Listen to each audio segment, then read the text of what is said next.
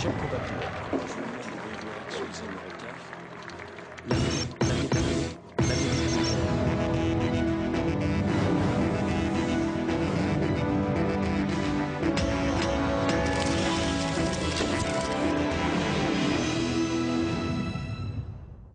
le savez, la France est le seul pays européen à ne pas avoir adopté de plan de rigueur.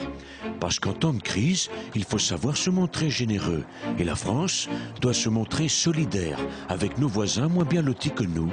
À ce titre, Carla et moi avons décidé de recevoir régulièrement à l'Élysée les plus démunis d'entre nous. Ce matin, nous avons inauguré cette bonne action avec le président géorgien Saakashvili et son épouse Sandra. On leur avait préparé un petit repas chaud et on leur a donné un sac de vieilles affaires qui au départ était destiné à Emmaüs. Regardez comme ils sont contents. Faut dire qu'il lui va comme un gant ce vieux costume bleu pétrole de François Fillon. Et elle, comme elle est jolie, c'est un peu comme si elle avait fait les soldes avenue Montaigne, hein? Regardez ce petit haut en dentelle très sexy que Nadine Morano ne peut plus mettre. Et le vieux Vuitton en peau retournée de Rachida. Là, elle va pouvoir crâner en Géorgie devant ses 18 frangines. Voilà, c'est tout droit à la sortie. Allez, c'est bon maintenant, hein. Le problème, quand on est trop généreux avec les pauvres, c'est qu'ils s'incrustent. Allez, du balai, les Romains Michel, hein.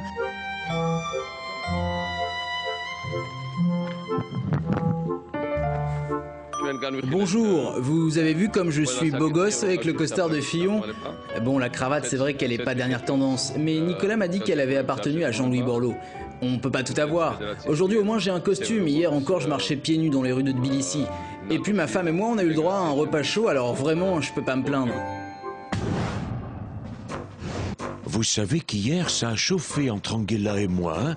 Elle a annulé le dîner parce que les Allemands ont plus une thune pour recevoir les chefs d'État de mon standing.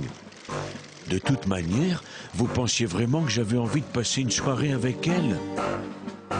Oui, c'est vrai, j'ai été obligée d'annuler ce dîner. Nicolas Sarkozy n'a toujours pas compris qu'on est tous à la dèche en Europe et que l'euro se casse la gueule. On peut plus suivre. La preuve, je suis contrainte de couper les allocations chômage, de baisser les salaires des fonctionnaires. Mais le plus grave et certainement le plus dur pour tous les Allemands, c'est que vous allez être obligés de rouler en voiture française. Désolé. Je sais que vous avez été doublement choqué hier soir par l'interview de Mahmoud Ahmadinejad par Laurence Ferrari. D'abord par les propos de Mahmoud. Un tout petit mot donc de Clotilde Reiss, la jeune Française que vous avez libérée il y a quelques semaines. 2 jours après, la France a libéré Ali Vakil-Irad, l'assassin de Chapour Bakhtiar. Est-ce qu'il y a eu un marché? Est-ce qu'il y a eu un échange de prisonniers entre les deux pays, monsieur Ahmadinejad? Non, bien sûr que non, il n'y a pas eu de marché, vous savez que je suis fan de football. Et donc de Ribéry que j'adore. Et comme lui avec Zaya, Clotilde Reiss, c'était mon cadeau d'anniversaire. Je tiens à remercier la France, et spécialement Bernard Kouchner. Mais le plus choquant, c'est le voile de Laurence Ferrari, au moment même où je demande l'interdiction du port de la burqa en France. Elle dit avoir été contrainte de le porter pour se plier aux exigences du pays. Tu parles? Et comment ils font dans les autres pays, hein? Ils se plient aux exigences pour faire plaisir au pouvoir? Je suis une journaliste politique très respectée dans mon pays. Je comprends donc que Laurence Ferrari ait été obligée de porter un voile pour respecter les coutumes de l'Iran. Moi, par exemple, je prépare une interview de Berlusconi et ce bikini, on m'a contraint à le porter. J'ai dû me plier aux exigences du président italien. Bon, ça va me donner des idées tout ça pour l'interview du 14 juillet, hein? Allez, bon courage, hein? Et à demain.